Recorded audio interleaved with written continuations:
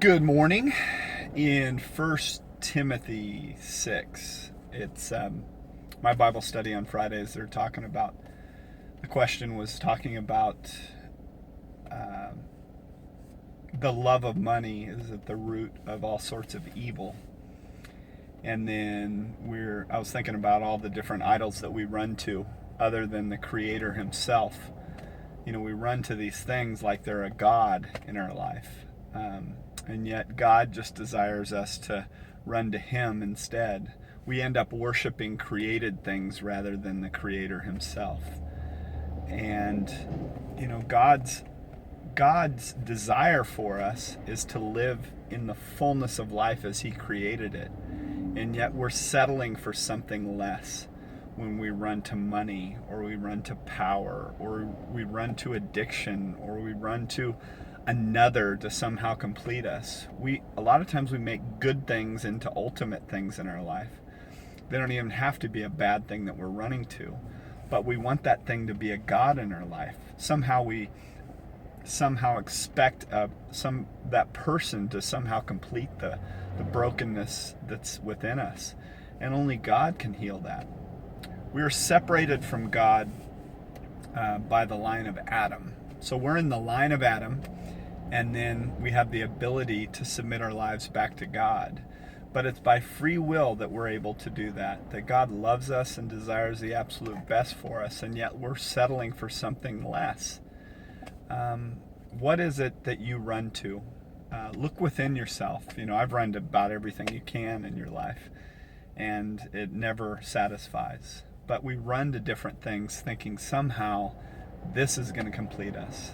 This is going to complete us, and it never does. We end up empty and broken and hurting. We don't see our own created value, that we were created in the image of God, and yet it's missing when we're striving and searching for other things to somehow complete us. God loves you and desires the absolute best for your life, to walk in freedom. And yet we climb ourselves into different bondage in our lives, you know. But God's desire for you is to walk in freedom and be in relationship with Him. That's all it's about, is about a relationship with God. Knowing that He loves you, knowing that He's for you, not against you.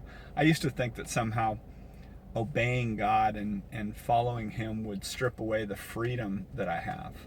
And it's exactly the opposite, that when we're apart from God, we're actually in bondage. And His desire is His ways better than your way. I heard an example.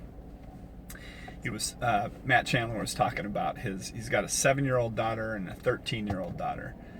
And his 13-year-old daughter he was talking to, and he says, so why do you think that you're smarter than your sister that's 7? She says, well, you know, I've lived longer, right? And he says, so for me, hypothetically, I'm 42 and you're 13. Who do you think knows a little bit more, you know? And it's the same way with God. If God created all things, I think he knows how things should work a little better than you and me. But we end up being our own God. That's how we live our lives. And that's how I lived mine. First 45 years of my life, I was my own God. And in the last 6.5, I've submitted to God. And at that point, I experienced peace and freedom and all those things that come from Him. You know, all I had to do was submit my life. And there's something beautiful that comes from that. God bless y'all.